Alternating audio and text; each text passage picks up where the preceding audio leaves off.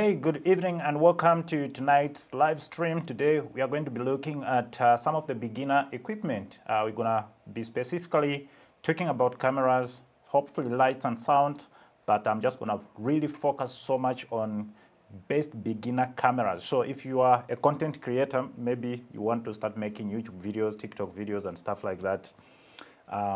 You are looking for a small or a capable camera that is cheap and very good and stuff like that. That's what we are going to be looking at. And yeah, if maybe you are also into videography, you want to start really like making music videos, wedding videos, real estate videos, events videos, we are going to be looking at some of the beginner equipment that you can start with. Maybe you want to start vlogging, maybe you want to start a vlogging channel. We are going to be looking at all that. So if you have any questions, it's a question and answer session, but we are going to be really focusing on what kind of camera should you buy.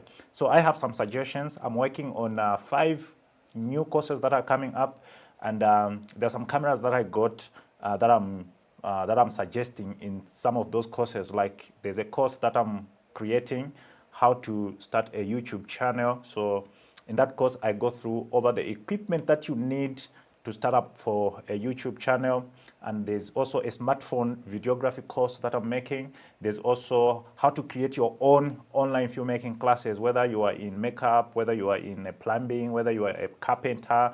Maybe you want to teach some of your knowledge online. There are so many people who are hungry for knowledge. So I'm creating a course that teaches you how to create your own online your own online courses to sell your knowledge. So some of the stuff that you are going to need throughout, that is what I'll be discussing in this live stream. So if you have any questions, let me know in the inbox. And as we are waiting for people to join, today I started a little bit later because I was filming. The filming ended at 7:30, and I was rushing because I wanted to come and do this live stream.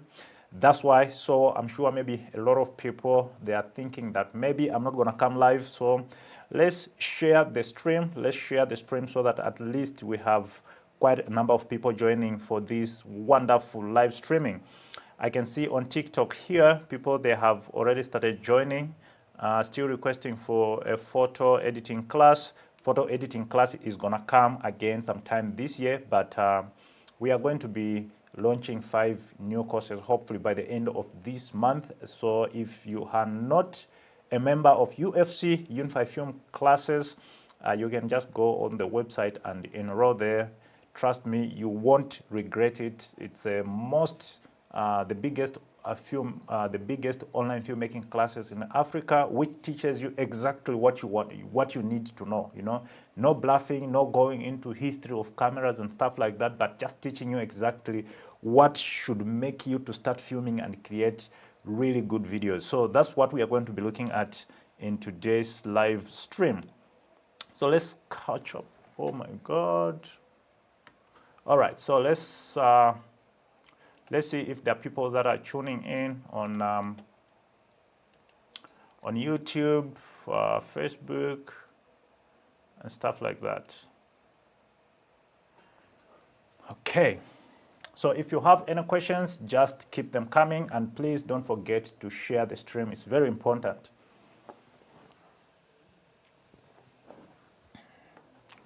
Oh. All right. There we go. There we go.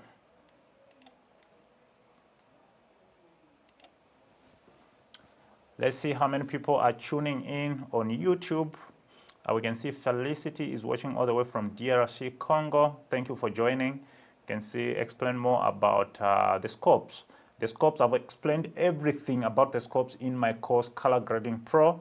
But once we go to the live, which will specialize in color grading and stuff like that, I'm going to explain more. On point, right from Malawi, this is Royal Image Creation. I can see Fier Vimba is watching all the way from Gambia. Please, sir, how is the payment option look like for Gambia? All the payment options goes through PayPal, but if you go on the website itself, there are other payment options that is available. And if you are having struggle to make a payment, you can just WhatsApp our business number, which should be in one of the bios. All right, I can see Vibes Photography watching all the way from Uganda. You can see Agruelo, Ndux, Gandia. I'm using a 6D Mark I with a 50mm f1.8 and a 24 to 105. Is it a good start? Very good start, actually.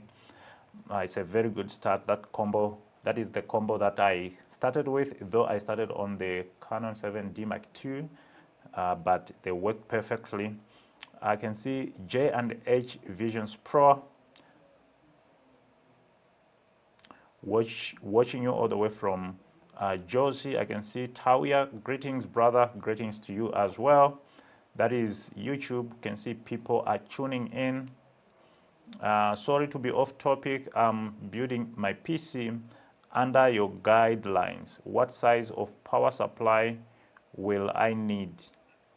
So when it comes to the power supply of the PC, I'm sure it goes with the kind of graphics card that you are putting in, as well as yeah, the kind of graphics card that you are putting on. But if you can get a power supply that is like 700 watts, 800 watts, I'm sure it should be able to take any graphics card. When it comes to the specs, i7 at least 2.4 gigahertz and over with at least 8 cores, that will do, as well as try to put at least 4 graphics card and 16 GB of memory. That should do for most videography edits and graphical works. All right. I can see people on TikTok, they're saying sound. I don't know if there's a problem on sound. Let me know. Let me know on Facebook and YouTube if you are having a problem with sound so that we can fix it before we get started. Today, we are looking at the best beginner cameras that you can pick and start your videography career. All right, let's see the people that are watching on Facebook. We have Mr. Maxwell. Maxi K says, my broski. Thank you so much for joining, Mr. Maxwell. I can see Simon says, boss. Thank you. Thank you. And then someone here, Mr. Maxwell, still says, General Pedro. Thank you. Komoso Hang from South Africa also is watching. Komoso Hang Major is watching. Thank you for joining. Can't wait to be best filmmakers as you are. This is Mr. Augustine Mubangwe. Thank you, Mr. Augustine Mubangwe. It's just a matter of time. I can see Arube is also tuning in. He says, awesome. Thank you so much, Arube. I can't wait to meet up with you when I come to Zambia. Hopefully, we do 2 or 3 projects. That will be awesome. Stanley Kunkenya. Stanley Kunkenyani Banda is also watching. Hi, I'm Stanley from Malawi. Long live Mr. Pedro. Thank you so much. Long live to you, Mr. Stanley. Mr. Homosahang Major says, yes, we are sharing. Please share the stream. It will help a lot. Doom Arts Films is also joining. Thank you, Mr. Doom Arts. I can see, hi, Master. It's Inc. from Fosrora, South Africa. Thank you so much. Sibusiso Msibi, thank you. Fabian Chipi Ngwala also watching all the way from Malawi. I can see Mr. Elton is joining us from Zimbabwe. Thank you so much, Zimbabwe, for tuning in. I can see Mr. Chimanimani, photographer, watching all the way from Chimanimani. Thank you. Photo Fiction Maes is also watching. Photo Fiction, a photographer watching from South Africa.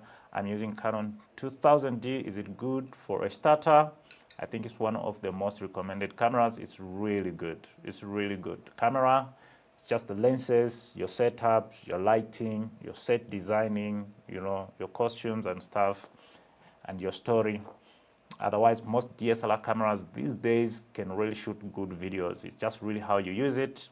Mr. Fabian says sound is fine on Facebook. If sound is fine on Facebook, on TikTok, it should be okay as well, because we're just using one feed that is feeding all the other platforms.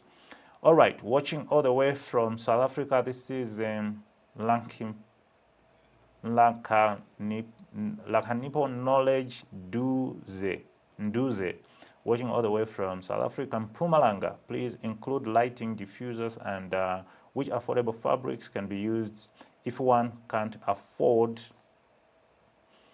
to buy professional diffusers. All right, thank you so much. I did a sort of like a studio tour where I was showing some of the lights that I use inside this studio, and most of those lights are really beginner lights. This is not really like a professional studio setup. Everything that I'm using here is it's almost as cheap as it can get. So if you can watch that video, studio tour, you see everything that I'm using, even the microphones and stuff like that. Sound is okay. Sound is fine. That is Mr. Sibusiso. Thank you. HD for real. Pedro, I like your accent. Thank you so much, Mr. HD. Thank you. What lighting do you use? Watching all the way from Zambia. I use some Chinese 300-watt lighting, which I've got Bowens mount, and I'm using Godox softbox, the key light here. I just have really like a key light, a backlight. The backlights that I'm using are Dragcast lighting. It's a semi-spot lights that I got from B&H a while ago. All these stuff that I'm using in this studio are in my long video studio tour where I went through each and every equipment that is in this studio, including those two lights, the lights that are up and stuff like that, and they are so cheap. So that video actually, it will tell you everything, lighting and sound and cameras that I'm using currently. But on this video, I'm just really gonna be looking at some of the cameras that you can look at, which can help you to start creating videos. Some of you, you want to start vlogging. Some of you, you want to start making a YouTube channel. You know, YouTube, you can make a lot of money. It's one of the side hustles for videographers. So if you are a videographer, I really recommend that you also should start a YouTube. You know, sometimes just post some of your behind the scenes work there. You know, sometimes just post some of your, you know, your way, the way you shoot and stuff like that. Such content, people are really hungry for it, and it will start making you to grow. It's a really good source of what you call this, passive income. You know, I never really thought YouTube could really, like, I could take it seriously until they paid me about $800 in December, you know, and they continue to pay me time and again. So I don't really like use YouTube to make money, but there's a lot of people that are making money using YouTube. Some actually were working really good jobs, but they were having YouTube channel as a side hustle, and they actually quit their jobs and just really be full-time YouTubers, and they are really making it a lot of money. So I really advise that as a filmmaker, if you are into videography or into this kind of stuff, it's really good that you should create a YouTube channel. And that's what we're going to be talking about. Some of you, maybe you don't really even have an inspiration to like become all-time filmmakers and going and shooting other people's videos. Maybe you just really want to learn videography so that you can be creating your own content. So, and maybe you're wondering what kind of camera should I get? And that's what we are going to be discussing today. So if you have any questions, maybe you already have a camera, you can just let me know in the comment sections if it is good, and what are you struggling with. Maybe I'll be able to advise one or two things to make sure that your videos start looking better. I can see Mr. Henry Saith is watching all the way from Kenya. Thank you for joining. I can see, when are you coming to Malawi, brother? I was supposed to come to Malawi in January, but in December, I got robbed of all my equipment. So the whole January, I spent it trying to, you know, acquire new equipment and stuff like that. So that program was shifted sometime in April, if I'm not mistaken, or end of March, because March I've been in Nigeria, and then after Nigeria, then we'll come to Malawi. All right, otherwise, I was going to disclose what kind of artists they are calling me to come there, but I don't want.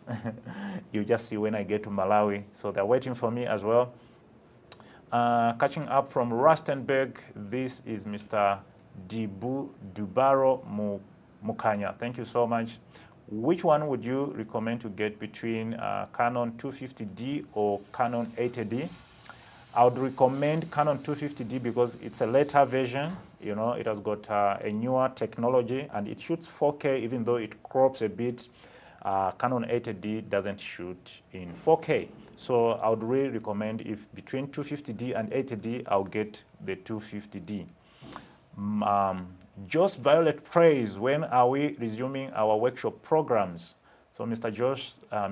Josai Violet prays is one of my all-time follower. You know, he attended one of our workshops in Zambia. I'm sure they loved it, and this year I'm hoping to do a lot of workshops. So we're just trying to push all these pending jobs, especially after robbery. A lot of things really went back a little bit, but we are working hard on it so that we come back on track. And Mr. Mike Major, thank you for joining, and he's asking, how do I maintain the exposure in a room on GH5? I observe changes when I turn the camera, the histogram turns from white to yellow. How do I maintain the same exposure when I turn? So obviously, the lighting condition, like even if you can see in this studio, right now, maybe the exposure could be on yellow because it is facing me. That is where I set it up. But if I try to point the camera in that direction, it might become a little bit darker and the exposure will miss. So unless you have like an even lighting, an even ambient lighting, maybe the exposure will stay constant. But that is where we have like the aperture. That's where you need to control the aperture, or maybe you need to crank the ISO a little bit, or maybe you need to decrease the shutter speed to just compensate. Just go through those 3 exposure settings: the aperture, the shutter speed, and the ISO. That's how you compensate. So if you see that you are going to change the position of the camera and where you are pointing it's a little bit dark, you have to be quick also to increase one item there. All right. Mr. Lee Maposa, hi bro, I have Canon EOS RP. I want to ask about the lenses specifically for videography. So there are 2 types of lenses. There are actually lots of types of lenses. These prime lenses, the ones that doesn't zoom, those are the best when it comes to videography. Then we have zoom lenses, the one that zooms, that can change the focal range. Then we have anamorphic lenses. So when it comes specifically for videography, there are other lenses that we call photography lenses. So mostly we use photography lenses like the Sigma 18-35 f1.8, Canon or Sigma 24-70. All those are photography lenses. But if you really want to have really good videos, you have to switch from photography lenses to video lenses. Not that photography lenses can't do really good videos. In my opinion, photography lenses are really so sharp because they are meant to make pictures really sharp. So when you're using them on videos, the video looks really over-sharpened. So mostly videography lenses, they don't really have so much sharpening, and that is what I would recommend. You know, you can get some cheaper videography lenses like the Rokinon, the Rokinon series of lenses. They are the cheapest that you can get. They are the cheapest cinematic lenses that you can get. And most of all, they are all mostly prime lenses. I've never really seen a Rokinon lens that can zoom. No, all of them, they are prime lenses, and prime lenses really good, really give high quality videos. All right. What visual switcher do you use for multicam mixing? So in my studio, at most, I only connect 3 cameras and a computer. This computer that you can see right here. So this is the computer. If I'm doing some demonstrations where I have to show something on the computer, I always have a computer that is connected. So I normally connect maximum 3 cameras if I'm doing a live demonstrations. But mostly if I'm doing a talking head like this, it's just 1 camera. So the switcher that I normally use, I was using Atem Mini Pro at the beginning, but the Atem Mini doesn't really have like a screen, so you have to have like an external monitor. So I was using this external monitor, which I'm reading comments from right now, to monitor my cameras. But then I found out the other setup that I'm using now, there's a lot of video switchers actually that I recommend, but the best one that I can recommend right now, which is cheap, is Atem Mini Pro. But away from Atom Mini, now I'm using Atom X Cast, which is connected to the Atomos Ninja. So it is also a 4-input switcher. The good part with it is I can connect a whole lot of stuff. I can connect, it has got 2 outputs. With Atom Mini, it has got 1 output that goes to the computer. But with the Atom X Cast, it has got 2 outputs. The other one, you can use it to, you can use it as a webcam. The other one, you can connect it to the computer. So I got it mainly because I wanted to be going live on 4 platforms, on TikTok, Instagram, Facebook, and YouTube. So on Instagram, it has got its own way of setting it up, which is different from the other platforms, which I've already made a tutorial about on my YouTube channel. But with these other platforms, TikTok, YouTube, and Facebook, I can just go live just like the normal way. So right now I'm using Atom X Cast, which is paired with the Atom Ninja V. The Atom Ninja V is a professional external recorder which can record 60 frames per second in 4K, as well as RAW when you connect a camera that can be able to do that. So this one becomes like, it's a switcher which has got a screen already, and it's really nice. I think it's better in so many ways than the Atom Mini. So that is the one that I'm using right now. All right, I can see Secret Njeka. I have Nikon 7000D. I'm struggling with settings. I think with the settings, there isn't really like general settings that I can give, because different factors will affect your settings. So even if I can give you like, okay, these are the proper settings now, but when you go and film in another location, those settings are highly likely to change.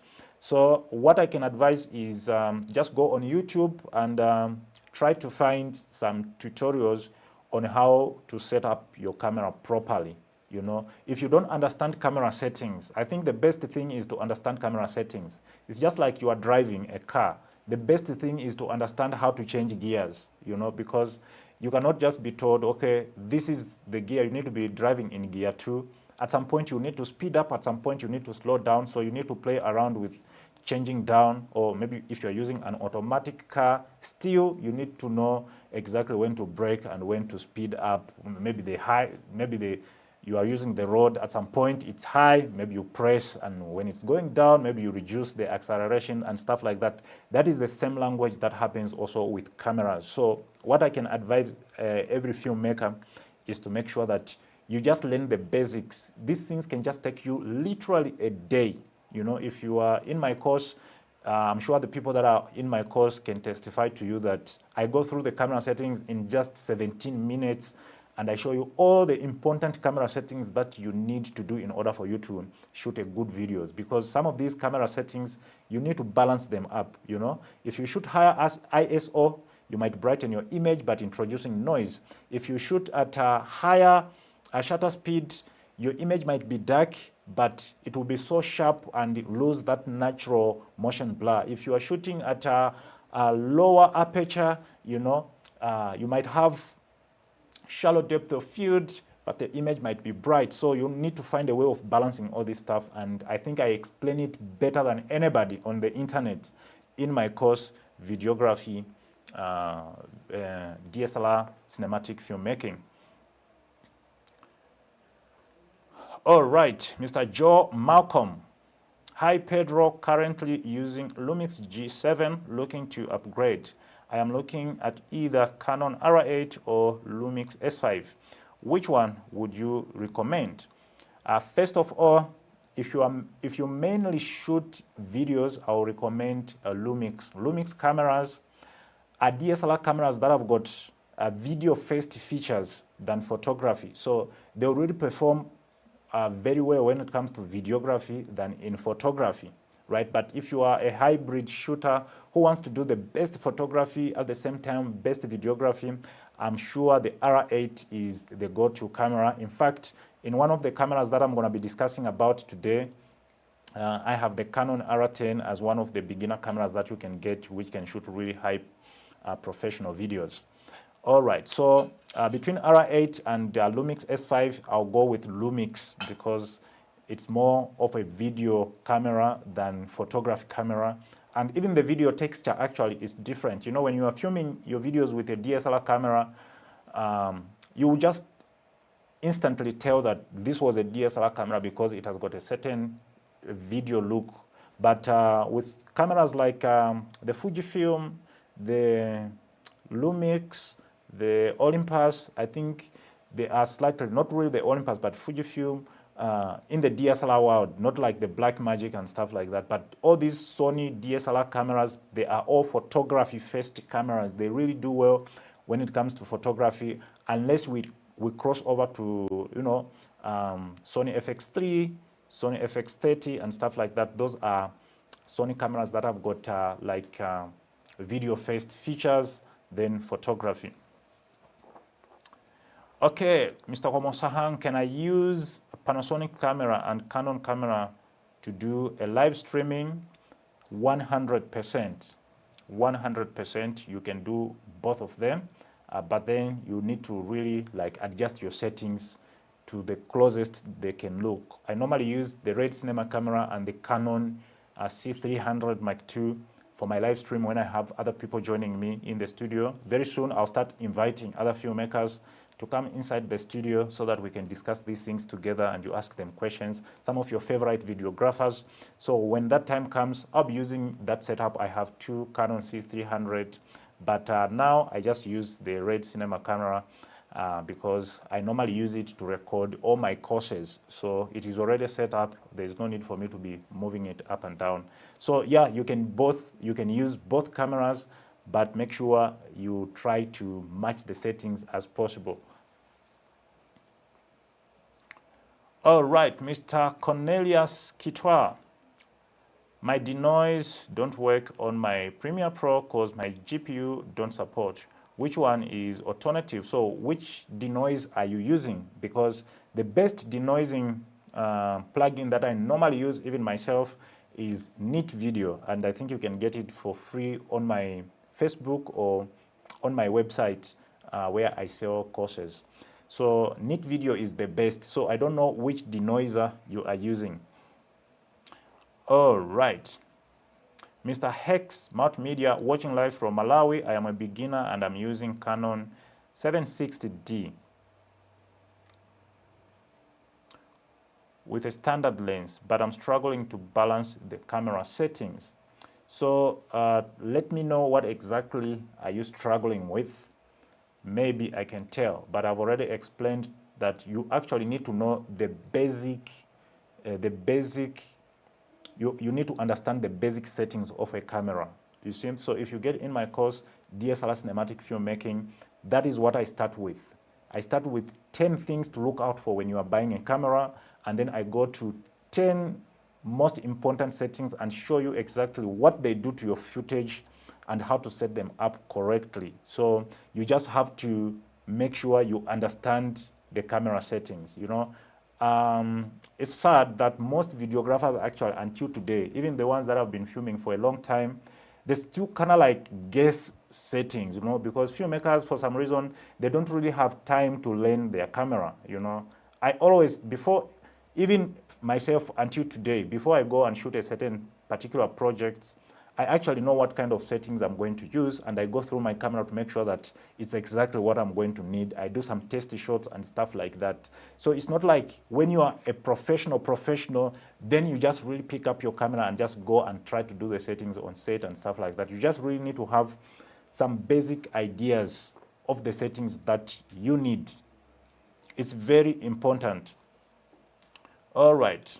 Mr. Secret Nyeka says, thank you so much. Which frame rate is the best on shooting music videos? So when I'm shooting music videos, there are two frame rates that I use, mainly 24 frames per second for 24 frames per second for clips that are playing at a normal speed, you know, like performance clips, maybe it's dance clips and stuff like that. But then there are other clips that I would like to slow down in post. Those I shoot mostly at 60 frames per second. So these two frame rates are the only two frame rates that I use when I'm filming music videos, because I don't really like super slow motion videos and stuff like that.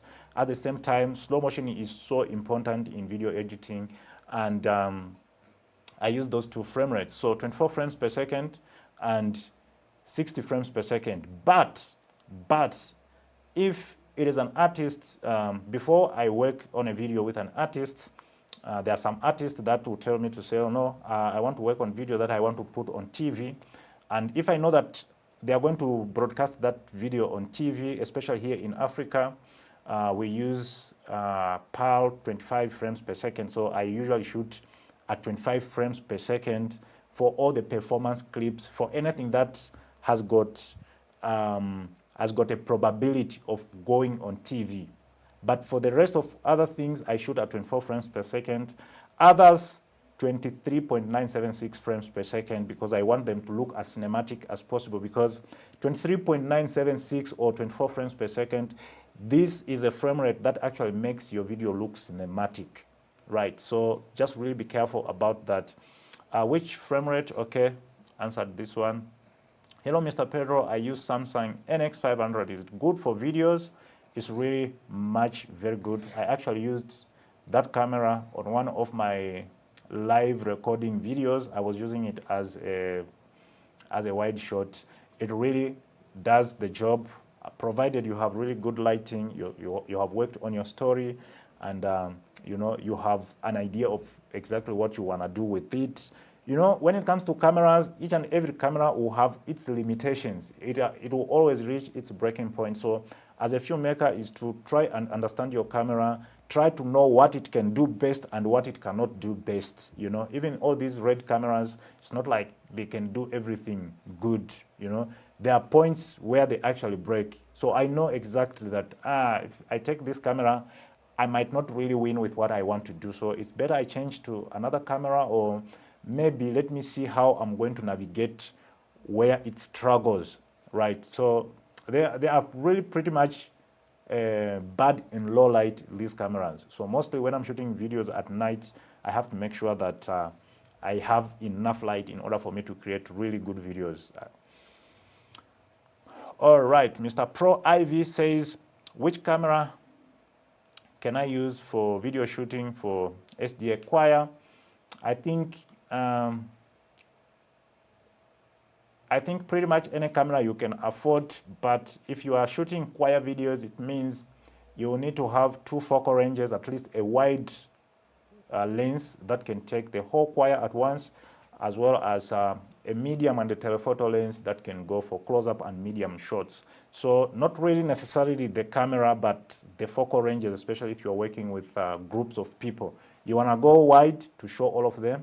You want to go tighter to show their faces and to emphasize emotions and stuff like that. So you interchange between those two. So whichever camera you are using, make sure you have like the correct lenses and focal ranges. All right, let's go to TikTok. I have a Lumix G85 mirrorless camera, shoots 4K. Was thinking to sell and buy Sony Alpha 7. Do you think is, okay, the comment hasn't really finished, but I think I really get what he says. It depends what kind of Sony, what Sony you are going to get, but the Lumix G85 shoots in 4K. The Sony Alpha 7 shoots HD, and Alpha 7 II shoots HD as well. Sony A7S II is the one where you start to shoot 4K. So if you don't want 4K, maybe you want to go to HD. I don't think it's really a terrible idea, because those Sony cameras are really good in so many ways. They are good low light, they have full frame sensors. They'll be really good when it comes to photography.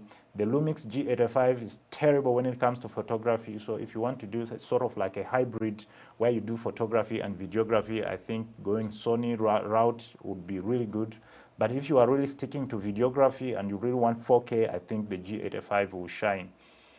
Okay, much love from South Sudan. What is the best frame rate for slow gospel song? The best frame rate for me, I think 60 frames per second is the standard. I shoot mostly of my slow motion clips at 60 frames per second, unless maybe I'm doing a commercial which really requires a corporate video or a commercial video which requires really super slow motion. That's when I can really go 120, 150 frames per second. But for performances, for music videos, B-roll clips, I shoot mostly of my slow motion at 60 frames per second. All right, lecturer gallery, what is the difference between PAL and NTSC? These are,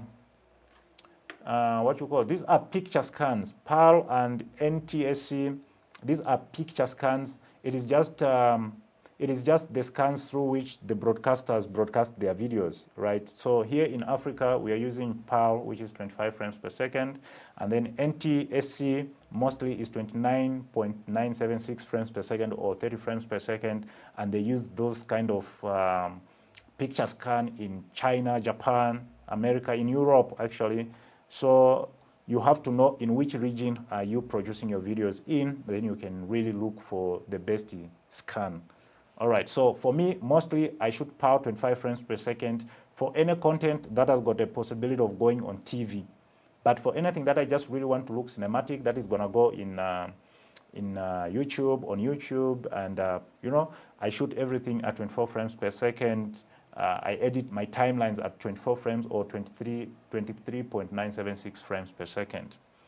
I am shooting videos trying to grow big in music videos and more. That is great. That is Swane Appliances. Thank you so much. So I have a course, Music Video Pro, that will teach you every sort of camera that you need for music videos, the best camera settings for music videos, best lighting, how to light music videos, how to write scripts, some of the professionals you can hire as DP, makeup artists and stuff like that. I discuss all those kind of stuff in my course, Music Video Pro, that you can get from ufc.unifyinventive.net. All right, Mr. Doom Arts Fumes, I'm trying to link Adobe Premiere Pro with Adobe Audition, but the option is gray. It's not allowing me. So I think you need to check if you are using the same version. If you're using Adobe Premiere Pro 2022, even Adobe Audition must be 2022. I think that is the only way that they can link seamlessly. And apart from that, I think that is the only problem that I can remember. But then in the gray area, I don't know how you are trying to link them up. But with me, if I'm working on a project in Adobe Premiere Pro and I want to work on the sound so that I can clean it, I just right click on the sound itself and go to where it says open in Adobe Audition. Then it will open in Adobe Audition. So whatever that I'm going to be cleaning there will be just updated directly into Adobe Premiere Pro. All right, Photography Limited. I have a Sony a6400 with a kit lens. Is it best for music videos? It is really best. However, I don't really recommend having a kit lens for a longest period of time. I recommend having a kit lens for some time for you to figure out the camera's strength and weaknesses. Shoot a few projects and see, then look for another lens that can support that, maybe a prime lens, so that maybe you can use a kit lens for some other shots, maybe like wide angle shots and stuff, but then for some specialty shots where you need like background blur, because those are some of the things that makes the videos look cinematic. So most kit lenses, usually they don't have a lower f-stop number, you know. Mostly they will start at 3.5, f3.5, s4.5, f2.8, which can give you a decent background blur. A background blur is really good, like I said, for making your videos look more cinematic. All right, let's go to YouTube. Guru's channel, watching from Kenya. I have a YouTube channel about photography and vlogs.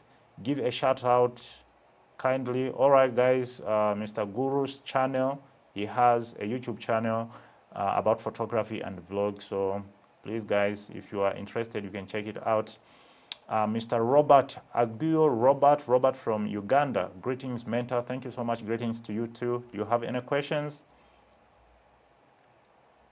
Hi, brother. Today we are here on Facebook. Nice. He's commenting through YouTube. Is it possible to shoot a wedding with one camera?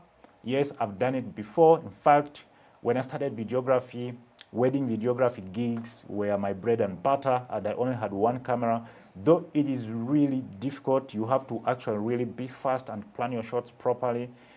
Because maybe at the time when people they're getting ready, maybe the couples are getting ready, there I normally use one camera even if I have 3 or 4 on set, because it is just really those highlights and those nice movements and introductions and stuff.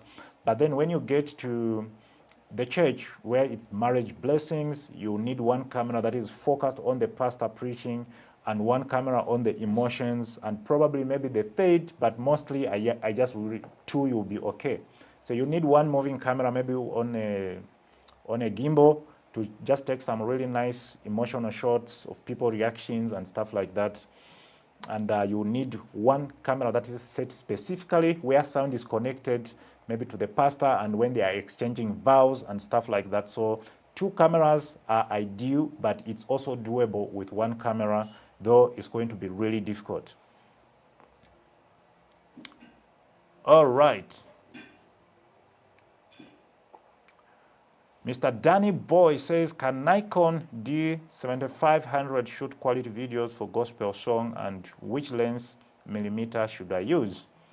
Like I was explaining to another gospel videographer, for gospel music, you always need like a wide lens, a medium lens, and a semi-telephoto lens, a portrait lens. So that would be like if you can get D500, D7500 is a full frame. So if you can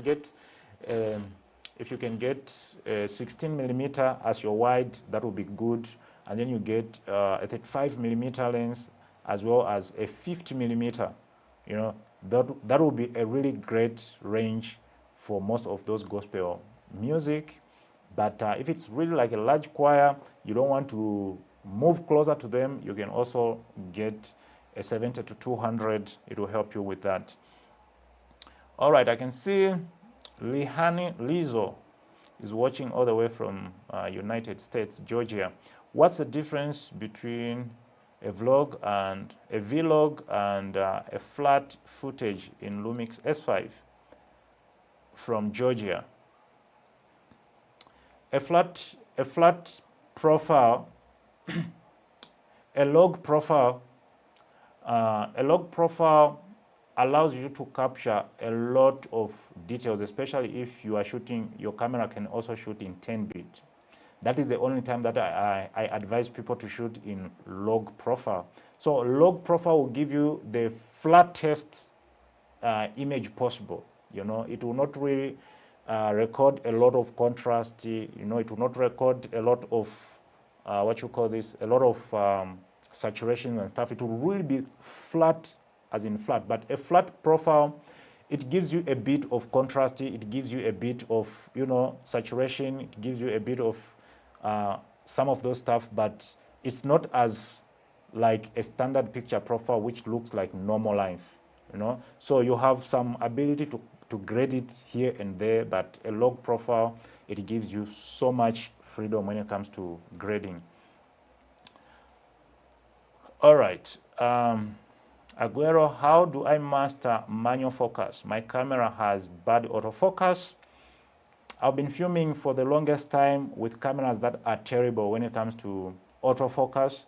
And as a filmmaker, I think do not rely so much on autofocus. I only recommend autofocus for mostly beginners because autofocus focus is one of the biggest problems when it comes to videography, right? If you miss focus, the video is ruined. So as a filmmaker, you need to learn some techniques on how to actually really nail focus, because if you are going to migrate to cinema lenses that can give you the best quality, those cinema lenses mostly they don't even have autofocus capabilities, even if you are using a camera that is really good on autofocus. So there are 10 tips that I've shared on my YouTube channel, how to manually focus, how to nail focus all the time. I think the video is there on my YouTube channel, and I shared quite a lot of tips there. Number one is maintaining distance. So if your subject is here, your camera is here, you set your focus. If the subject is moving this side, you sort of try to maintain the distance. Of course, it comes with some little practice, but that is the technique that mostly I use. So if I'm doing a parallax shoot, I'll just move around the subject at the same distance, right? So that is one technique. The other technique is you can use push to focus. You know, you can set your focus there, and then you start your camera slightly out of focus then until you move to where it is in focus. You can use other focusing tools like the zoom to focus tool on your cameras. Most DSLR cameras have got that too. You can use focus picking and stuff like that. So I have discussed all those things in my video on YouTube, how to nail focus all the time, even if you're using manual lenses. I've always just really used manual lenses, you know, for the longest period, maybe for the past 10 years, 15 years, even though sometimes I have cameras like the Sony A1, R5 that have got really good autofocus. For some reason, I think maybe it has become my second nature. I just really turn off autofocus. I just really turn it off because I like it. When I plan a shot, I don't want maybe it misses focus a little and then I have to restart that shot again. I'm so confident when it comes to manual focus than actually autofocus, right? All right. Let's keep the questions coming.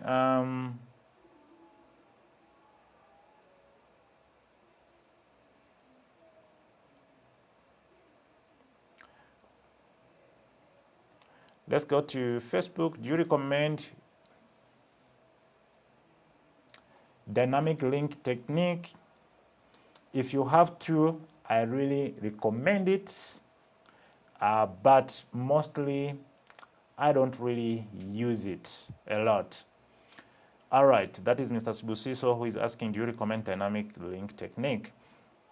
Greetings, Mr. Pedro, writing from Cameroon, Way In Studios. Oh man, how is Cameroon? I was in Yaoundé in Cameroon, I think 2 years back. Nice country. You said photographers should go watch who on YouTube? Sorry, I am having a poor network. I have a YouTube channel where I discuss some of this stuff. So it is linked somewhere here in my bio. If you can type San Pedro Official, you'll see my YouTube channel popping up. Mr. Franklin says, good evening, boss. Good evening to you too. All right, I think I've answered most questions. I think I've answered most questions. So let's go to all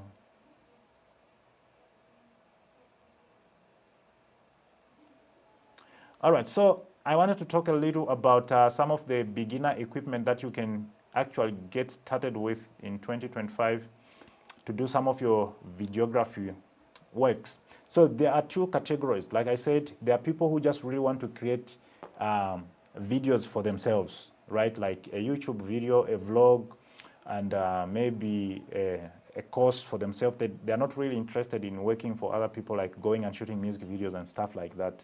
So I think cameras and some of this stuff are one of the things that are stopping a lot. They think, oh man, I'm gonna need to purchase a camera, and these cameras are so expensive and stuff like that. So if you are actually really starting, you want to get started now, and you don't have a camera, and I think the best place to start with is your phone. So I am working on a course, smartphone videography, where I teach how to shoot great quality videos with a smartphone. And smartphones are really great, but they just got some few problems here and there. So the first camera that you can get actually to get started on your videography journey is your smartphone. You know, most smartphones nowadays can shoot at 4K 60 frames per second, and Samsung, especially S21 Ultra, these days those phones are cheap. S21 Ultra, S22, S23, S24, S25, all of them can shoot in 8K, you know, at the lowest frame rate of 24 frames per second. S23 Ultra can actually shoot at 8K 30 frames per second. The good part with smartphone videos, right? They've got great in-body image stabilization. The IBIS is really great, you know. So if you don't have a camera and you really want to get started, smartphone can be the best option that you can actually really start with. You know, they are very easy to use. You know, other smartphones like iPhone 16 Pro, it has got even Apple log, and you can shoot in log and color grade your videos properly. You know, so some of you are filmmakers who are using these expensive phones, but you are wondering, hey, which camera should I buy? I think you can really just get started with your phone, and you can really create good videos. And if you are doubting, just wait for the course, Smartphone Videography. You'll be shocked. I shot a few music videos on smartphones. I have shot a lot of my courses using just a smartphone, just to show you how good it is and stuff like that. And even for people, for some of you who are like, oh, I want to create an online course, but I don't have a camera, trust me, you can actually really get good videos with your smartphone, even if it can just shoot HD videos. If you know your way around, you have some basic settings about cameras and stuff like that. And mostly people who doesn't really shoot good videos with the smartphone is because they use the native camera in the smartphone. So for me, when I'm shooting with a smartphone, I usually download an app, you know, like a Blackmagic app that can give you access to manual settings in the smartphones. However, smartphones are just really for unprofessional usage, right? For you, for personal use, you cannot really show up with a smartphone on set. That is a no goes on, right? Even though it can really create good videos, but it's not really the right tool for you to shoot professionally for clients, because clients will not take you seriously. And another con for smartphone is battery life is terrible. You know, if you are shooting video continuously for the full day, smartphone battery really dies quickly, you know. And also the other thing is, even though you can attach external lenses, smartphone camera, the lenses are fixed. You cannot really like change them and add another lens unless you can buy, you know, external lenses which are a little, you know, not really modular. They are really modular, but not really, they are finicky, you know. So for me, if I'm using a smartphone, I just really use the cameras lenses themselves. I just really download a third-party app to have access to, you know, things like white balance, ISO, shutter speed, and stuff like that. So smartphone is the #1 camera that you can actually really start to use. All right, so for some of you who say, no, I think smartphone, I want to use something that is a really dedicated camera, because when you're using smartphone as well, some people will be calling, you know, maybe if you are filming and you want to put it on silent, you're afraid that maybe I might miss a call and stuff. So you're kind of like, no, let me just shoot with data on, you know, and then whilst you are shooting, a call comes, then you have to cut and stuff like that. So if you are looking for a dedicated camera for things like vlogs, for things like your YouTube channel, for things like TikTok videos, I think this next item is great.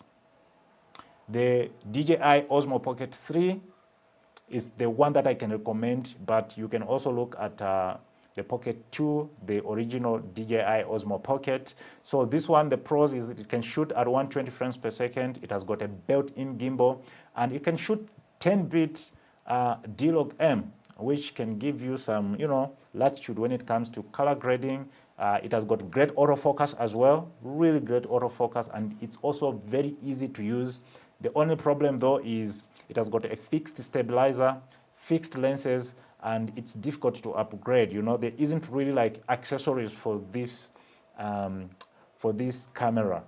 So I have a DJI Osmo Pocket. I think it has just been lying there. I haven't really like used it for the longest period of time, but when I needed it, that thing shines. You know, the colors are so great. You know, I think DJI have got really this disease of making really nice gadgets that are affordable, right? So if you're looking for something that is dedicated, really lightweight, that you can carry anywhere and really shoot your vlogs, do some videos and stuff like that, I think the DJI Osmo Pocket is a good to look at, and the price is starting at $519 US. All right, so if you are looking to do like camera work for people, and you want to start working on maybe music videos, wedding videos, event videos, I think this next camera also is really good. It's really good. So this is the Fujifilm X-M5, you know, really great. Shoots 6K at 30 frames per second. It has got 10-bit. It shoots in 10-bit log. It shoots also 4K at 60 frames per second. It also shoots HD at 240 frames per second. The good part, it has got open gate. If you don't know, open gate, it means just the camera using the whole entire sensor. You know, when you are shooting photographs, the camera, that's when the camera uses mostly the whole sensor, right? But when you shoot into video, it sort of like crops to get that aspect ratio of 16 to 19, 16 to 9, which is the most popular aspect ratio, the one that you are watching this video in. But with open gate, you can actually utilize the full sensor. You can even shoot 3 to 4 aspect ratio, and then in post, you can reframe your footage and stuff like that. So I think OpenGate should come to every camera, because I enjoyed, the reason why I didn't leave the Lumix GH5, it is because it has got OpenGate. You know, you can shoot 6K OpenGate where you use the whole entire sensor. So when I'm editing, I can reframe the footage, I can reframe my, you know, my shots and stuff like that. So that is one thing, and it's also an APS-C sensor. The good part is if you pair it with an Atomos Ninja V, you can actually record B-roll externally. So the cons though is, let's see what's going on here.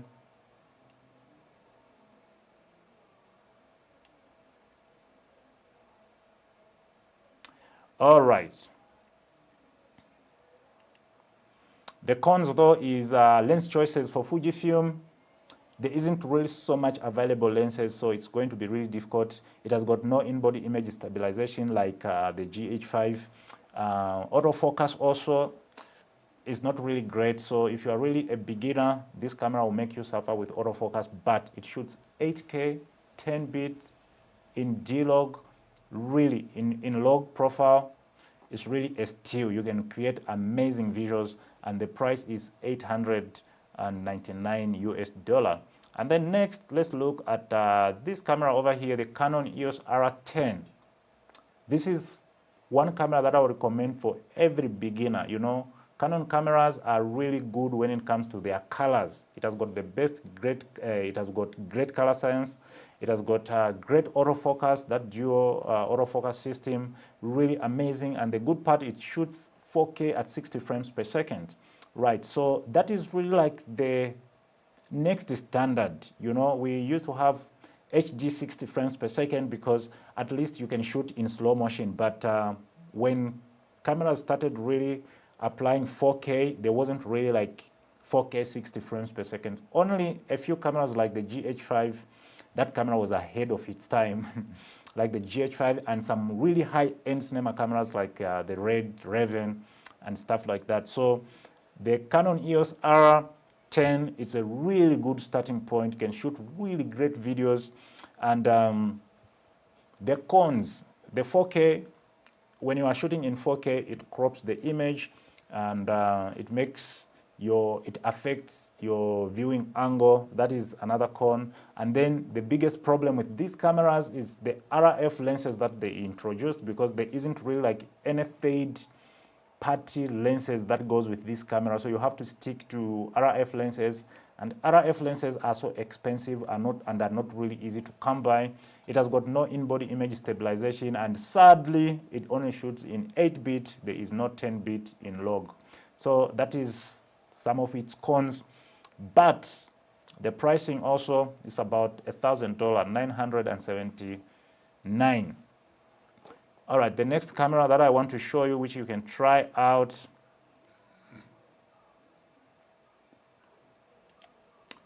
is the Sony ZV-E10.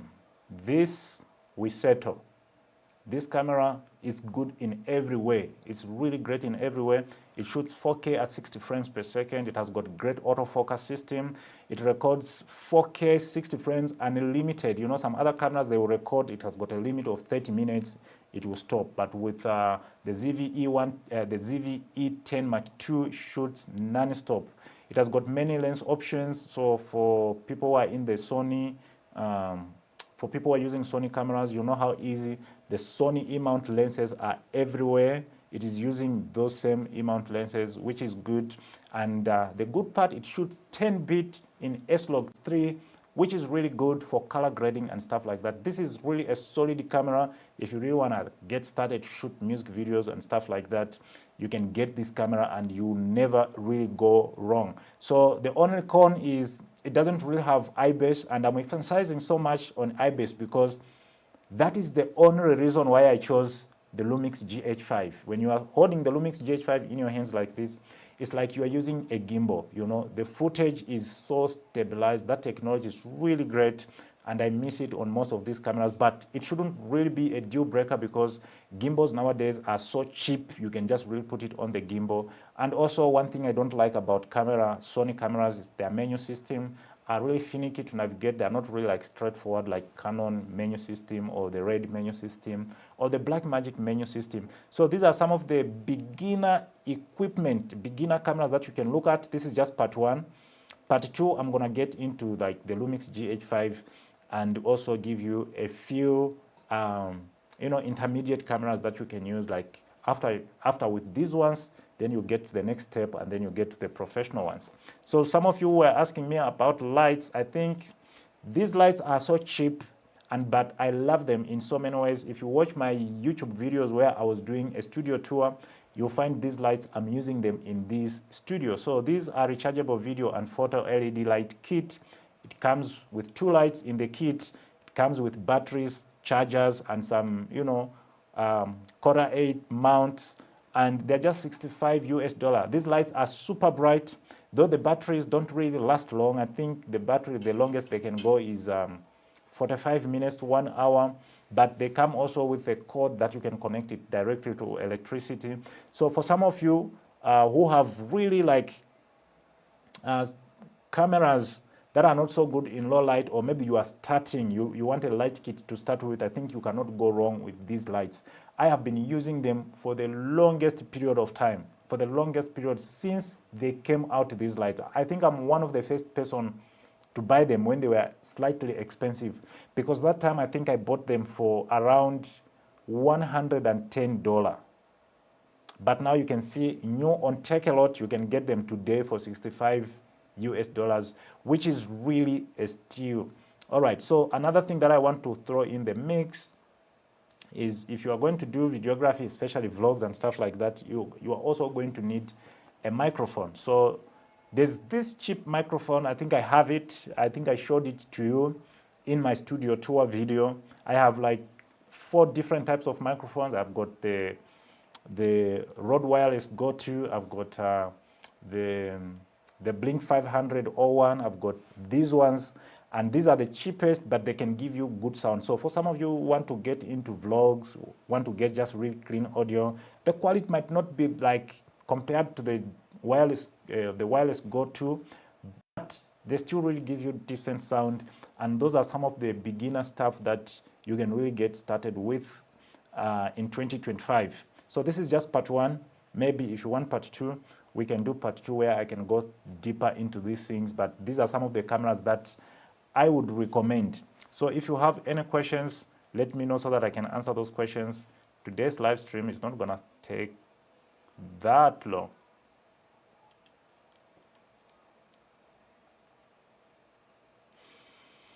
All right, I can see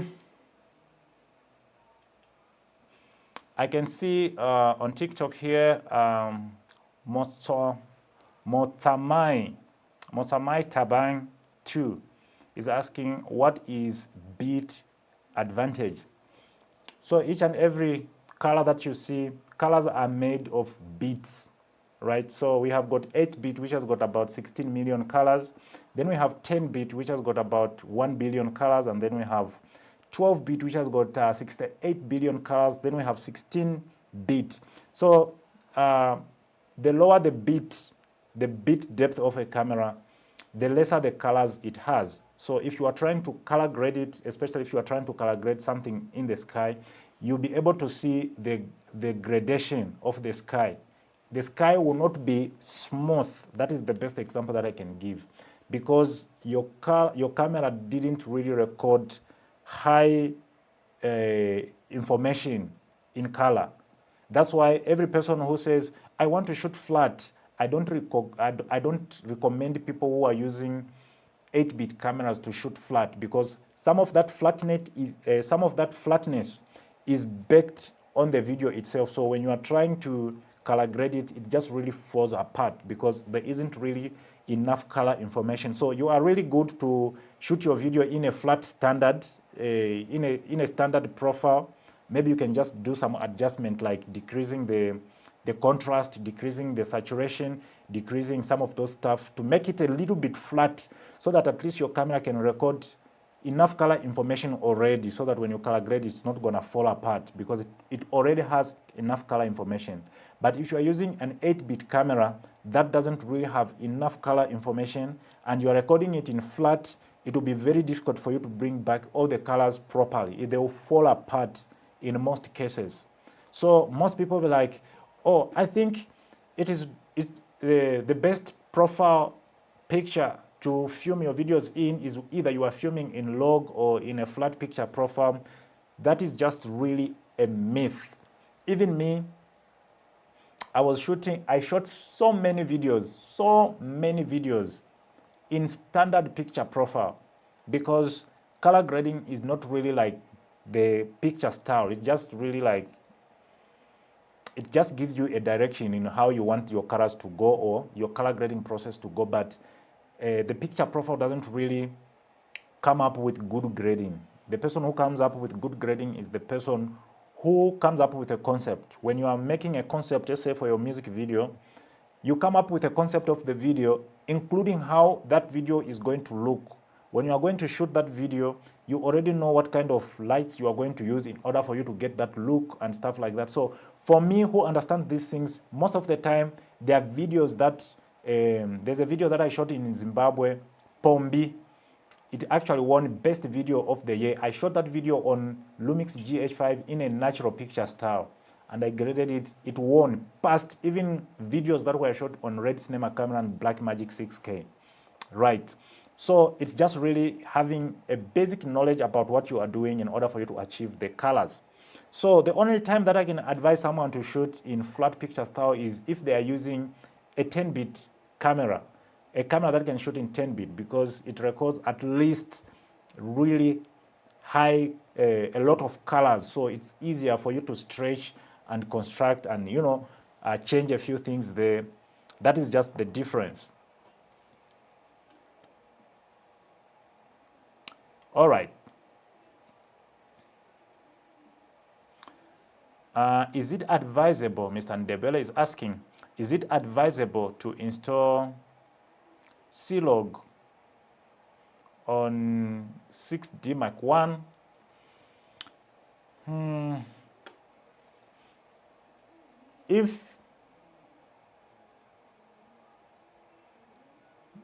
I don't think it's even doable. I don't think you can install it there unless you use a third-party firmware, because there are people who normally hack these firmwares where they can install some of this stuff. But as it is, it's not something that you can just really buy and say, I'm going to install the C-Log 3 on the 6D. It's not possible. Hello, Papa. I'm watching from Ugandan Isingiro. That is TV video director. Thank you so much. Which are the best frame rate settings that can match in videos shot on, this is Anguyo Robert. Which are the best frame rate settings that can match in videos shot with Canon AX20 and Phantom 4 Pro? I think the question is not really complete because frame rate doesn't change, right?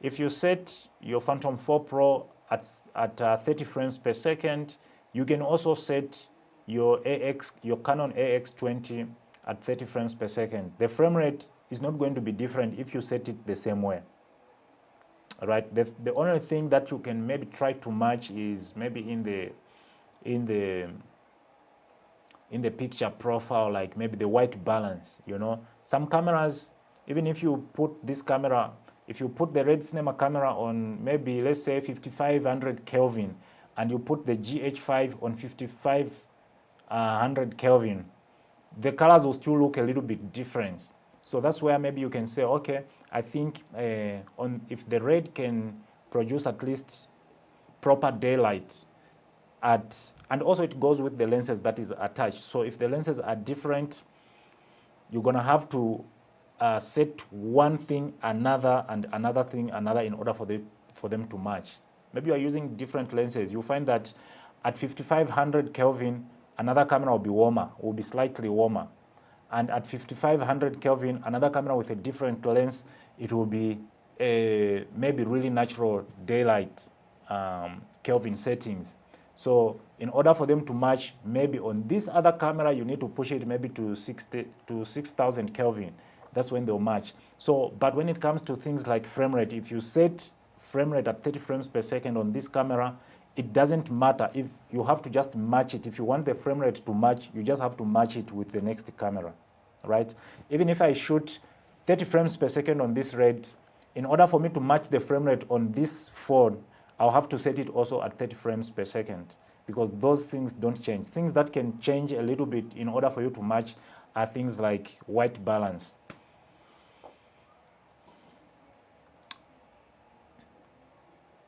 What about CineStyle in Canon 90D? I think it's really good. I think it's really good if you can get CineStyle in your Canon 90D. It's really good. It gives you that cinematic feel, the flat image, which can actually really improve how your video looks. All right, Mr. Easy Creative from Kenya, which camera is best for starting up, and also which lens is good for good quality? I think the more expensive, the better, but I have discussed a few cameras here that are good when you are starting. I don't think I should repeat. I've just discussed showing you the best beginner cameras. You can look at cameras like the Sony ZV-E10 Mark II. You can look at Canon R8. You can look at Fujifilm X5, XM5. You can look at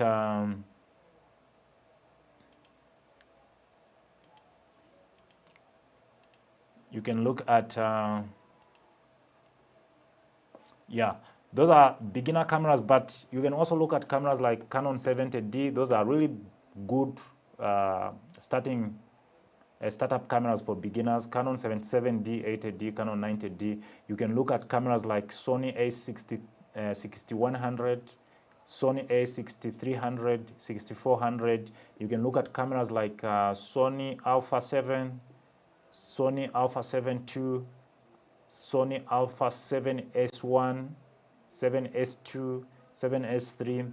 Those are also in category of beginner to, you know, sort of like mid-range cameras. So those are the cameras that you can look at. And the best lenses would be the lenses that have got lower f-stop number, like f1.8, f1.4, f1.2, f2.8. Those would be the best lenses. But for videos, if you want to really major in videos and you want your videos to look really video-ish and with good texture, I'd really advise each and every videographer to get a prime lens in their arsenal, you know. I also use like the Sigma 18-35 a lot for my wide shots and stuff like that. But mostly I shoot all my videos on prime lenses, because prime lenses are just really better, you know. Zoom lenses, there's so much stuff going on, so they don't really get them to create really good videos. The zoom lenses that can create good videos are, you know, like the Sigma 18-35 Cine. That lens costs about $10,000 US. you know. So those are really highly specialized lenses that does not change the the the f-stop, you know. They don't change the t-stop or the f-stop. But mostly with the zoom lenses, if you zoom from 12 to 60 millimeter, at 12 it will be 2.8, but at 60 millimeter it will be f4. So that way it's really not going to give you the best that you want. So any lens that has got at least a lower f-stop number, it will be good because it will produce nice background blur, you know, the bokeh in the background to make your videos look cinematic and stuff like that. All right. Director Singoma Njwaka. Bro, I need a second-hand Lumix GH5. How much?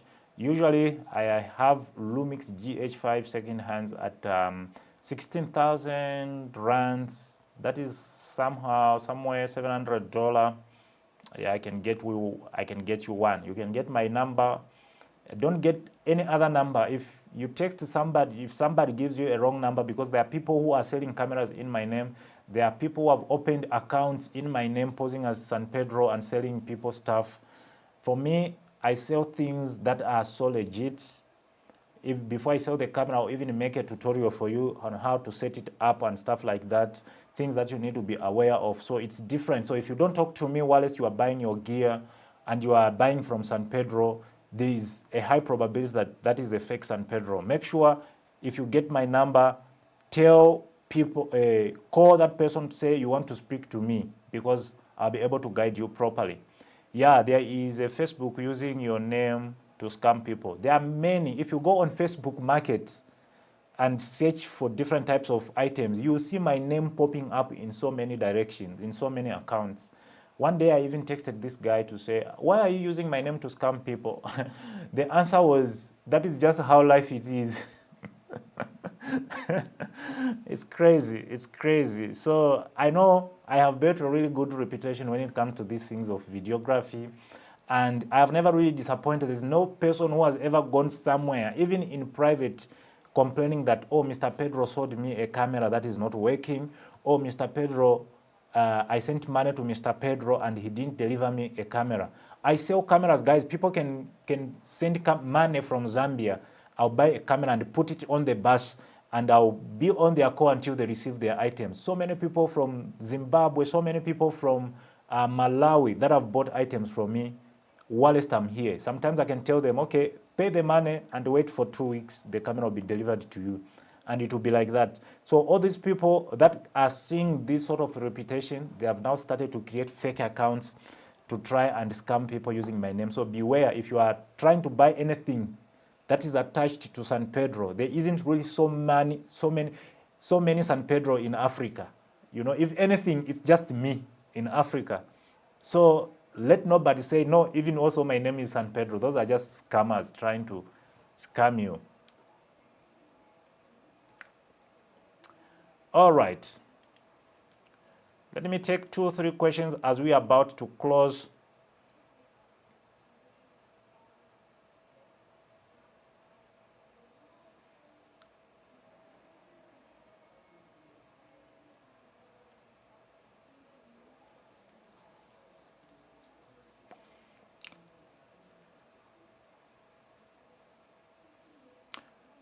Okay, I'm just going through some questions. I'm trying to track where I ended answering the questions.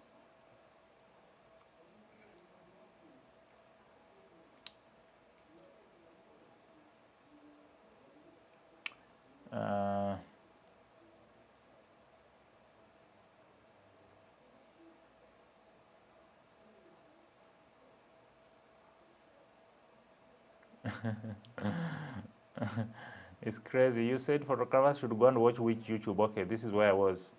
Okay, shooting videos for clients using a smartphone. It's for someone like you who have already made their names. For beginners, people won't take you serious and they can even beat you. It's crazy. Even myself, even though I have built some reputation, I've built a name, people can know, they have seen my works, I've won awards, my videos have won awards, but I still just really can't show with a smartphone. So I use smartphone for so many things nowadays. When I'm shooting my videos behind the scenes, I just really use my smartphone. I just shoot everything in 8K. In fact, 4K 60 frames per second for my behind the scenes. Before I used to go with a camera and, but then I feel like a smartphone can just really do the same thing. It's not like official stuff. And even for you'll be very shocked once you start to see the materials that I've been working on. I actually bought, let me just show you something.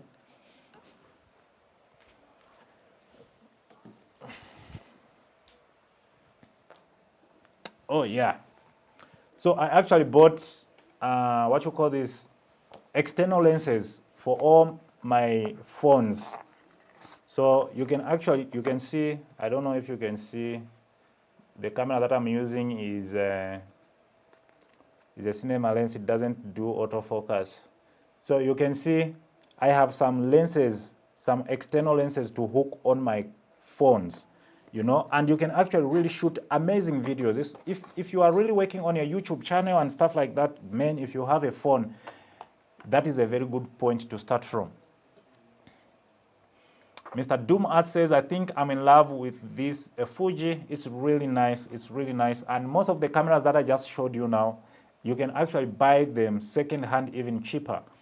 Are really good. Shoot 6K, open gate. Oh my God. All right, Mr. Dave Scottit says, Mr. Dave Shortit says, facts. Fuji colors are amazing. I concur with you, Mr. Joe Malcolm. Really filmic, really filmic. Fuji, they've been creating a lot of film stock. You see those film cameras? Fuji has been creating a lot of those things, and most of those things can actually show even in their mirrorless cameras. It's really good. Between Sony FS7 and Blackmagic 4K or GH5, which one can you choose for video? This is a really, this is T-Cross Emma from Zambia. I think for me, the first that I would really choose among these, it really depends. Even now, I still use almost different types of cameras for different types of videos, right? But if I had to just pick one camera and really shoot with that camera, I think I would choose the GH5 because it is the only camera that can actually shoot 6K open gate, and it can shoot anamorphic in 6K, really good videos. It has got a lot of professional features like having 2 slots, memory cards, having the best in-body image stabilization and stuff like that. So for these 3, I would choose the Lumix GH5 because number 2 again, it's light, it's light. It's not really like heavy. And I think maybe just for the love of Lumix cameras and for the love that I have really used this camera for the longest period of time, I think with the FS7 would come number 2. It has got really good low light performance, and I've forgotten the maximum frame rate it can shoot, but I think I shot on the FS7 for some time, but I left it because there was something to do with frame rate. I think it doesn't shoot 4K at 60. I'll have to look it up again, but the last choice would be the Blackmagic 4K. Really good camera. I just don't really, I love Blackmagic when it comes to narrative videos, like maybe it's a documentary or it's a music video that has got really a narrative story. It has got this specific look that I like it for. In fact, anytime I'm doing a documentary for some organization or for some people, I use mainly Blackmagic cameras because I just really love the video-ish look, the way they look. They really look documentary-ish. So for everything, I think between these 3, I'll choose the GH5 number 1, Sony A7 FS7 number 2, and Blackmagic Pocket number 3. Your opinion on Blackmagic 6K full frame? I think it's the best. I think it's really good. Once you get to these high-end cameras, I think the only difference is just really how you want the videos to look, not because there's something wrong with the video. Each and every camera, it shines in its own lane, For me, like I was filming Jap Reza's videos in Zimbabwe. Most of the videos, we shot them at night, and I had to leave the 6K, the Red Dragon 6K that I had, and shot everything on the Sony FX6 because it's a beast when it comes to low light and stuff like that. So I think the 6K full frame is wonderful, wonderful. Even though I export all my videos in 4K, it will be very good to shoot in 6K because it will give me a lot of dynamic range. It will give me a lot of reframing in post and stuff, even though I don't really do those things of reframing, because once I set my shot, what I see on that screen is exactly how I'd want it to be seen when it's edited. But if it requires me to reframe here and there, to punch in and zoom out, and I think it can do. Are you using LUTs, Blackmagic? I have a lot of LUTs, lots of them on my online film classes. Blackmagic, Arri Alexa, Red, Sony, Lumix, all those LUTs, DJI, a lot, over 3,000 LUTs. So it depends which LUTs, but mostly I have a package that I wanted to give you guys for free, cinematic LUTs that I created myself from all my color gradings that I've done. Sometimes I can color grade a video, and if I like the look of that video and I would want to use it on another video, I'll save that look. So I think just go to my official Facebook page. I'll put a Google link in one of the comments there tomorrow morning. You'll be able to download all my 100 LUTs that I have created that you can just really use in your videos. Sorry, I joined the live show. Now I have a Sony a7 III camera with a Vitrox 85 with a Vitrox 85mm f1.8 Mark II. Is it good for videos? Wonderful. That range, it's really good. The f-stop gives you really this nice bokeh background blur. It's really good, no doubt about it. It's really good. Should just give you confidence that the camera now is not going to be a problem, because that is a really good combo. All right, but then the focal length, 85mm, is just really for portrait and you know, some sort of telephoto. So you're not really gonna get wide lenses. So I would really advise if you can also get a 50mm f1.8 and then a 35mm f1.4, then you have a beast of a setup. Between Sony FS7 and Blackmagic and GH5, I'll choose the GH5. Choose for documentaries. For documentaries, I'll choose the Blackmagic Pocket and then the FS5, the FS7, and then the Lumix GH5. But if I want an overall camera, I think I'll get the GH5 because of the advantages that it has. But when it comes to documentaries, even now, if today I got a gig of a documentary, I'll look for a Blackmagic camera. So if it is for documentaries, I'll really get the Pocket 4K because I just really love the look. What camera are you using to stream? Right now, I'm just using the Red Scarlett Mysterium X. Nothing really special about it.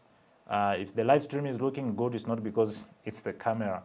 It's actually getting the feed in HD, because it doesn't really do 4K external. It just does HD external. So the live stream is looking good. It's because of lighting, it's because of sound, it's because of stability. And these are some of the stuff that I teach in my course, Live Streaming Pro. All right, Tanya says, hello bro, which application is good for editing videos? I think when it comes to softwares for editing videos, I think any softwares that has got specifications that you need as an editor, it will be very good. But for me, I use Adobe Premiere Pro because of the advantages that you can actually link it with other Adobe suite like Photoshop, like After Effects, Adobe Encoder, Adobe Audition. So you can work seamlessly with the whole suite. That's why I use Adobe Premiere Pro, but I was using DaVinci Resolve, very nice software as well. It has got really good specs, especially when it comes to color grading and stuff like that. It's actually a color grading software that can now edit. Back in 2015, I was just really using DaVinci Resolve for color grading my videos, and then because I was doing a lot of visual effects in After Effects, then I have to export it, then import it, and then continue. It was like really unnecessary work. So it was just better if I edit a whole video and I need to add visual effects, I will not need to come out of Adobe Premiere Pro. I'll just open that specific clip that I want to add visual effects and open it in After Effects.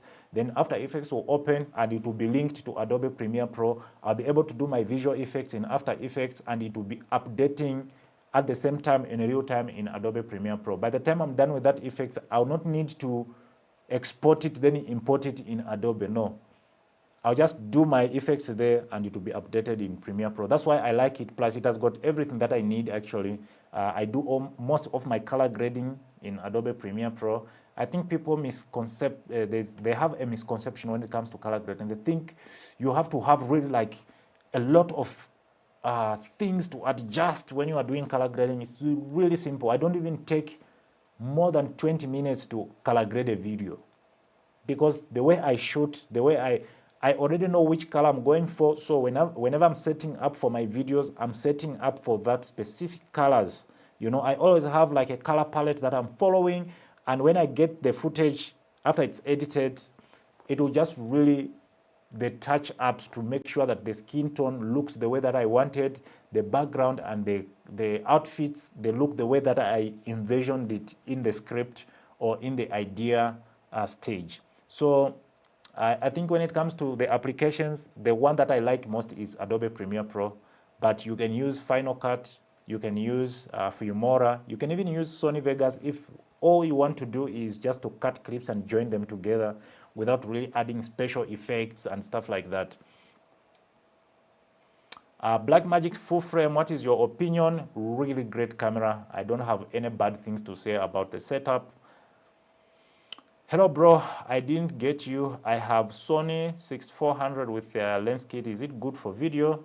It's really good, but I said using a lens kit is not ideal for the longest period of time. I like to pair a lens kit with an additional lens, maybe a prime lens, maybe a 50mm prime or a 35mm prime, because it will give you the best videos. You know, the lens kit mostly, they don't really give you the best quality in the camera, because remember, the most important part of the camera is not really the camera itself. The lens is also very, very, very important, because even if you have a very expensive camera with a cheaper lens, the video will be poor.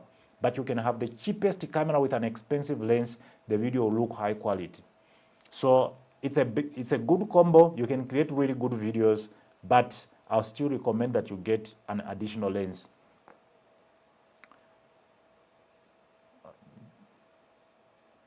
Mr. Ramon, Blackmagic 6K is the best of the camera. That is your reply. How long should a wedding video take to edit after the event, and is it okay to ask for payments before the event? When it comes to wedding videos, for me, I ask for a full payment before I even go and shoot. Either they go and look for someone else, because I don't even really enjoy shooting videos anyways. But for some of you who are starting, I have a course, Wedding Video Pro, where I go through how much you should charge for your videos, how long you should take to deliver, the contract that you need to sign up. So if you're asking how long should a wedding video take to edit, for me, it usually takes me 3 days to edit. So in a week's time, I should be giving them a final copy, a first cut where they can look at if they have anything to change. So within 7 days, for me, I deliver a wedding. That is the maximum. But most of the time, I will actually deliver a wedding in 3 days. That's why I always need an upfront payment, because people of the weddings also, they can actually tell you to come and shoot. After the wedding, they are so broke, they have no money to pay you, and it will be story after story, yet you wasted your time. So for me, I usually ask, when I was starting, I usually asked for a deposit, 50%. Then from 50%, I began to go to a deposit of 70%.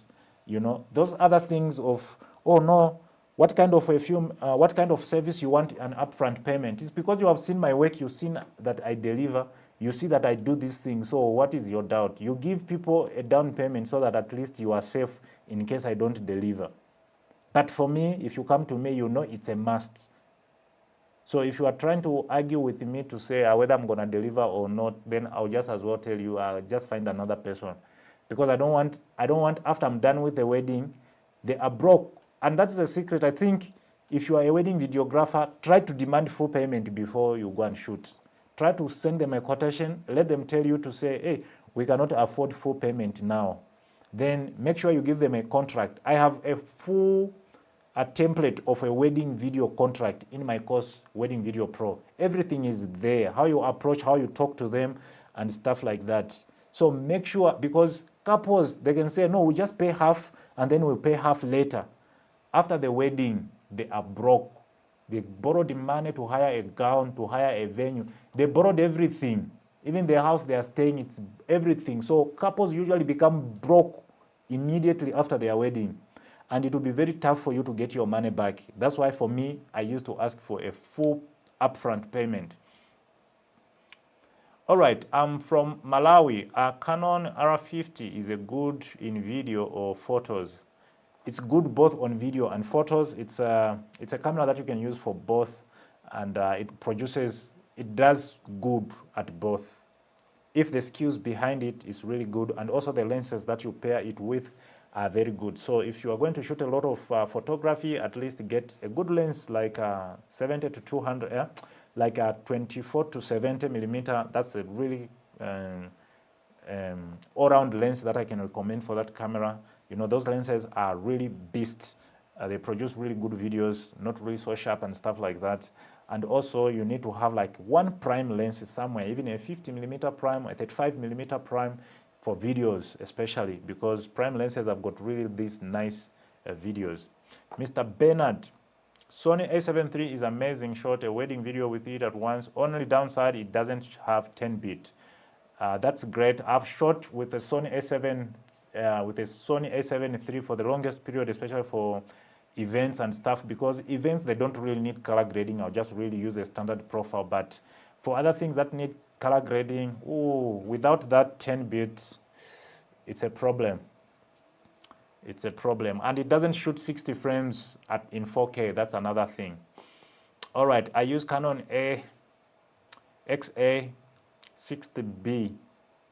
All right, so are you asking whether it's good or not? If you are saying it's good, whether it's good or not, I'll tell you that it's very good. Do you use lens filters when you shoot outdoors? I don't really use lens filters, but I use two items actually. Let me show you something here.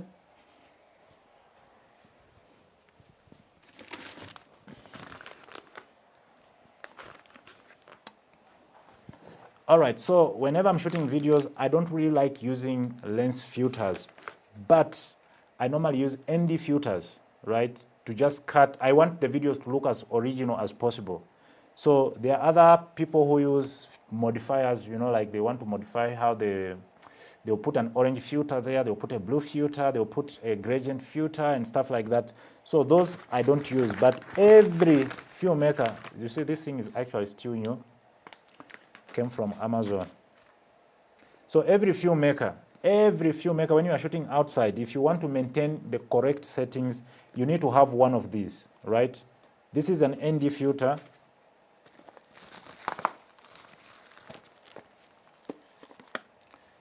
This is a variable ND filter, and it's also